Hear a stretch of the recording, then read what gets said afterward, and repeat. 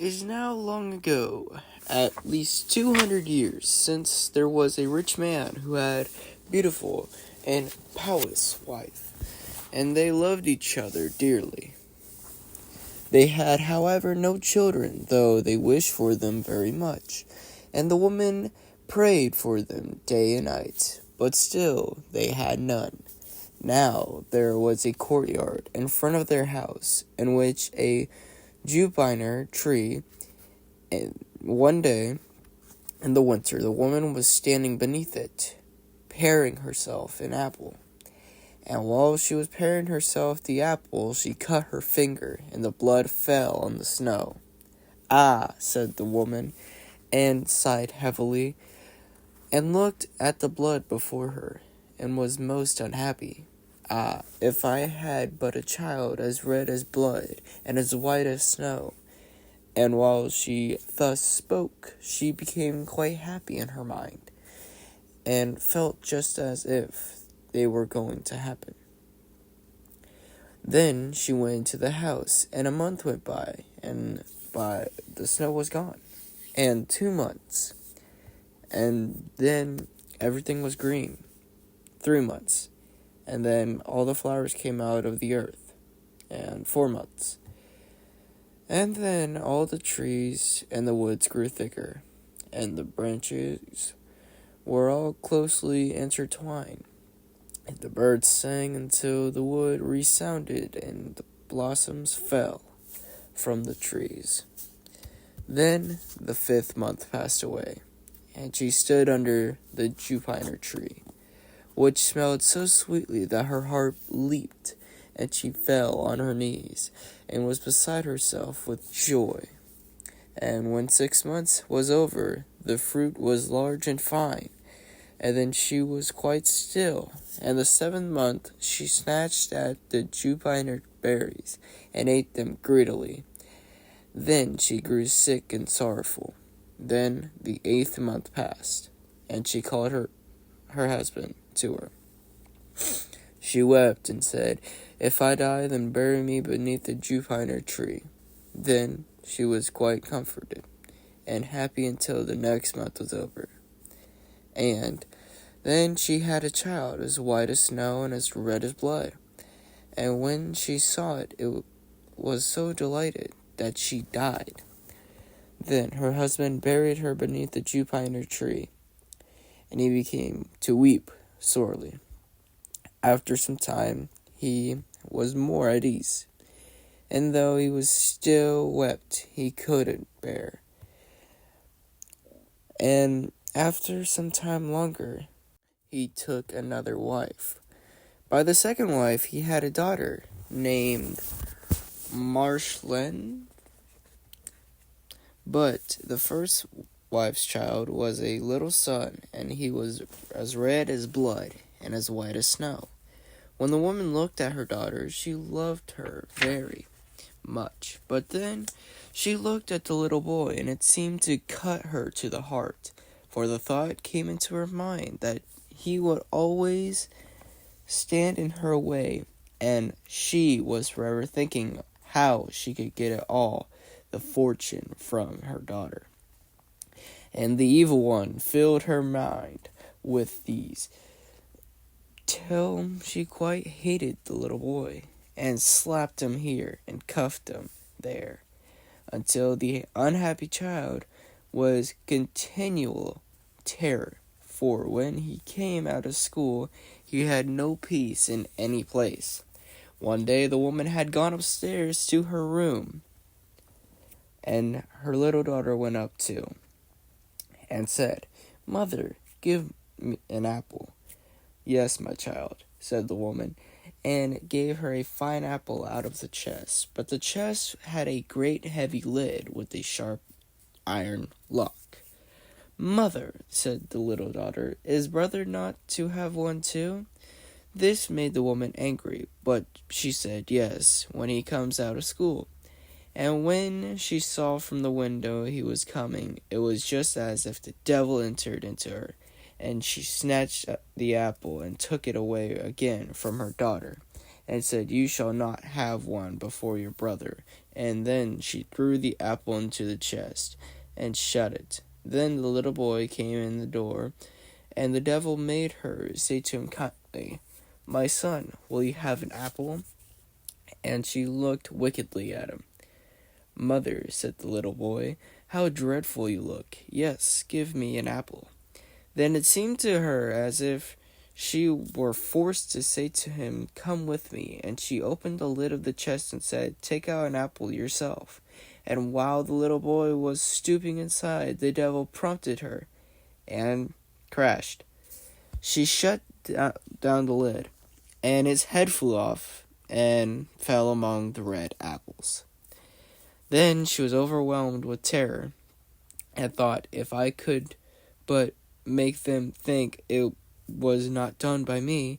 So she went upstairs to her room, to her chest of drawers, and took a white handkerchief, and out of the top drawer set the head of the neck again, and folded the handkerchief so that nothing could be seen. And she set him on a chair in front of the door, and put an apple in his hand. After this, the daughter came into the kitchen to her mother, who was standing by the fire with a pan of hot water before her, which she was constantly stirring around. "Mother," said the daughter, "brother is sitting at the door. He looks quite white and has an apple in his hand. I asked him to give me the apple. He did not answer me, and I was quite frightened." "Go back to him," said her mother, "and if he will not answer you, give him a box on the ear."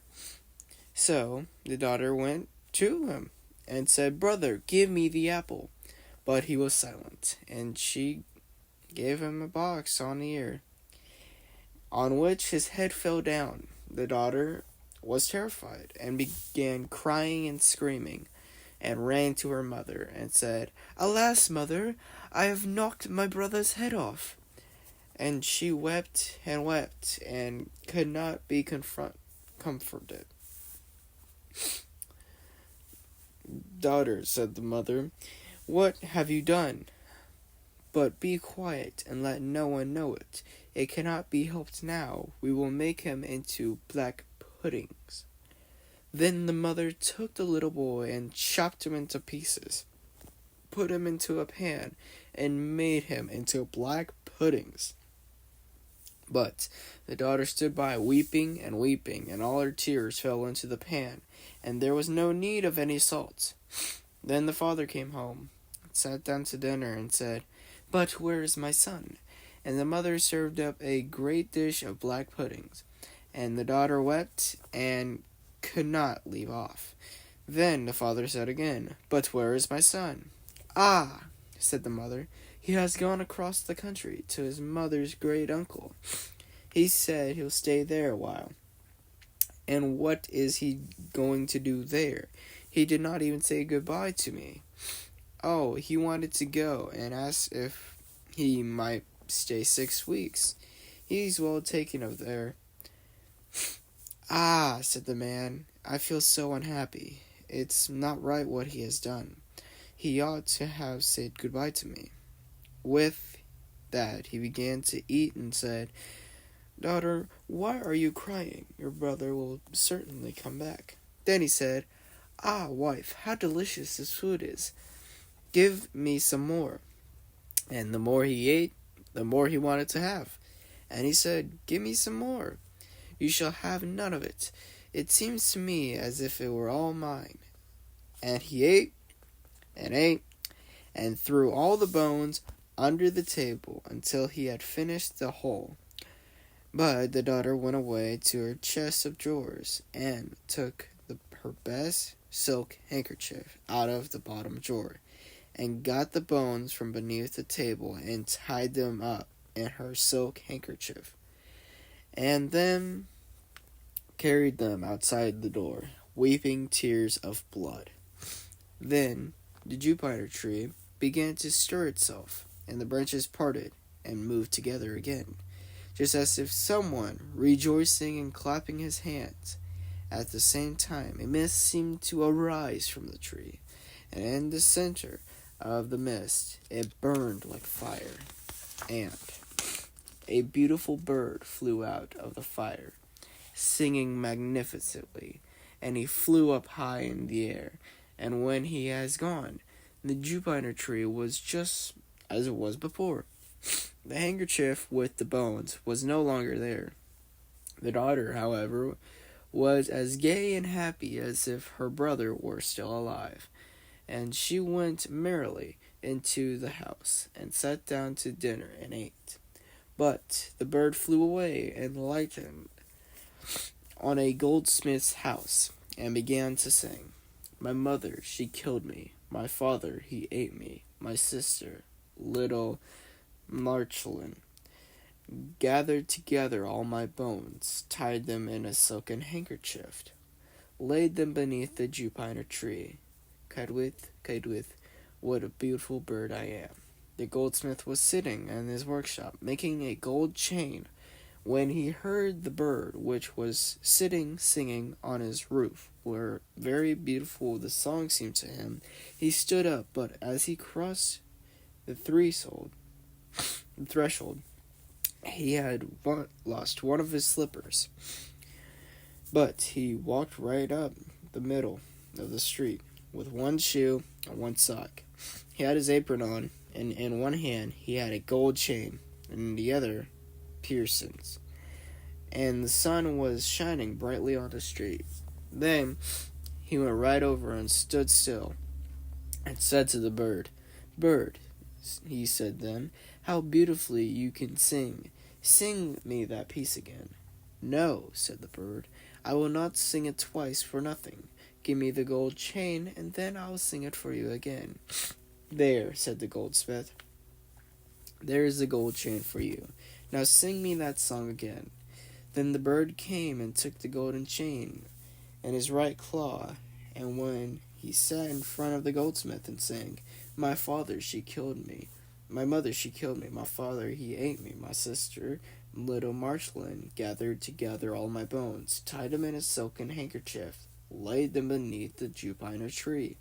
Kaidwith, what a beautiful bird I am. Then the bird flew away to the shoemaker, and lightened on this roof, and sang, My mother, she killed me. My father, he ate me. My little sister, little Marchelin, gathered together all of my bones, tied them in a silken handkerchief, laid them beneath the Juniper tree. Kaidwith, what a beautiful bird I am. The shoemaker heard that, ran outside before even putting on a coat, and looked up at his roof, and was forced to hold his hand before his eyes, lest the sun should blind him. Bird, said he, how beautifully you can sing. Then he called in at the door, Wife, just come outside. There's a bird. Look at the bird. He can sing so well. Then he called his daughter and his children, the apprentice, the boys and girls. They all came up the street and looked at the bird and saw how beautiful he was. What a fine red and green feathers he had, and how like real gold his neck was, and how his eyes shone like stars. Bird, said the shoemaker, now sing me that song again. Nay, said the bird, I shall not sing twice for nothing. You must give me something. Wife, said the man, go to the garden. On the top shelf there is a pair of red shoes. Bring them down. Then the wife went and brought the shoes. There, bird, said the man, now sing me that piece again. The bird came, took the shoes in his left claw, flew back on the roof, and sang, My mother, she killed me. My father, he ate me. My little sister, my little Marchelin, gathered together all of my bones, tied them in a silken handkerchief, laid them beneath the Juniper tree. Kaidwith, what a beautiful bird I am. And once he had sang it, he flew away, and in his right claw he had the chain, and the shoes in the left. And he flew far away to the mill, and the mill he went. Clip, clap, clip, clap, clip, clap. In the mill sat 20 miller's men, hewing a stone. cutting a hick-hack, hick-hack, hick-hack, and the mill went click-clap, click-clap, click-clap. Then the bird went and sat on the lime tree, which stood in front of the mill, and said, "My mother, she killed me." Then one of them stopped working. "My father, he ate me." Then two more stopped working and listened to that. "My sister, my little Marceline." Then four more stopped, gathered together all of my bones, tied them in a silken handkerchief. Now only 8 were hewing. Laid them beneath, now only 5, the Juniper tree, now only 1. Kite with, what a beautiful bird I am. Then the last stopped also, and heard the words. "Bird," he said, "how beautifully you sing. Let me too hear that. Sing that once more for me." "Nay," said the bird, "I will not sing twice for nothing. Give me the milestone, and then I will sing again." "Yes," he said, "if it belonged to only me, you should have it." "Yes," said the others, "if he sings again, he shall have it." Then the bird came down, and the 20 millers all set to work with a beam and raised the stone up. The bird stuck his neck through the hole and put on the stone, as if he were a collar, and flew onto the tree again, and sang, "My mother, she killed me. My father, he ate me. My sister, my little Marceline, gathered together all of my bones, tied them in a silken handkerchief, laid them beneath a Juniper tree. Kite with, what a beautiful bird I am." And when he was done singing, he spread his wings, and in his right claw he had the chain, and his left his shoes, and around his neck the millstone. And when he flew far away to his father's house, in the room sat his father, the mother, and Marceline at dinner. And the father said, "How light-hearted I feel! How happy I am!" "Nay," said the mother, "I feel so uneasy, just as if a heavy storm were coming." Marceline, however, sat weeping and weeping, and then came the bird flying. And as it seated itself on the roof, the father said, "Ah, I feel so truly happy, and the sun is shining so beautifully outside. I just feel as if I were about to see some old friend again." "Nay," said the woman, "I feel so anxious, my teeth chatter, and I seem to have fire in my veins." And she tore out her bodice open.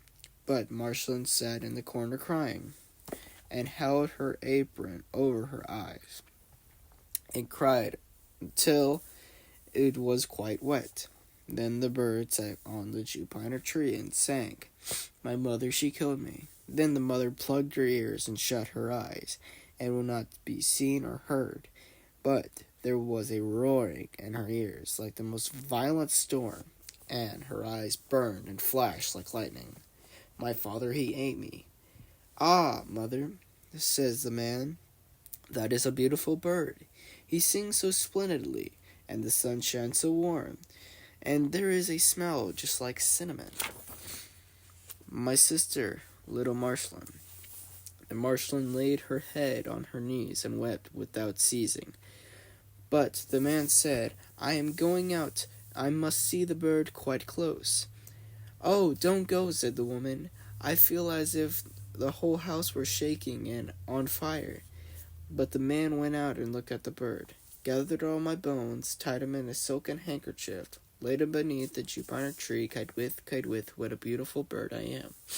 And on this, the bird let the golden chain fall, and it fell exactly round the man's neck, and so exactly round that it fit beautifully.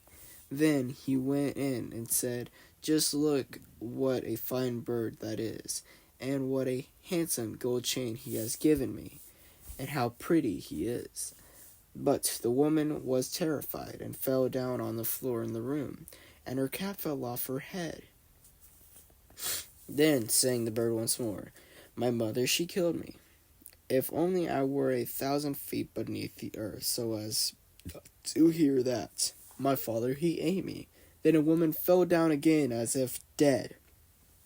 "My sister, my little Marceline." "Ah," said Marceline, "I too will go out and see if the bird will give me anything. And she went out, gathered together all of my bones, tied them in a silken handkerchief. Then he threw down the shoes to her, laid them beneath the juniper tree. Kite with, what a beautiful bird I am. Then she was light-hearted and joyous, and she put on her new red shoes and danced and leaped into the house. Ah, she said, I was so sad, and I went out, and now I'm so light-hearted. That is a splendid bird. He has given me a pair of red shoes. Well, said the woman, and sprang to her feet, and her hair stood up like flames of fire. I feel as if the world were coming to an end.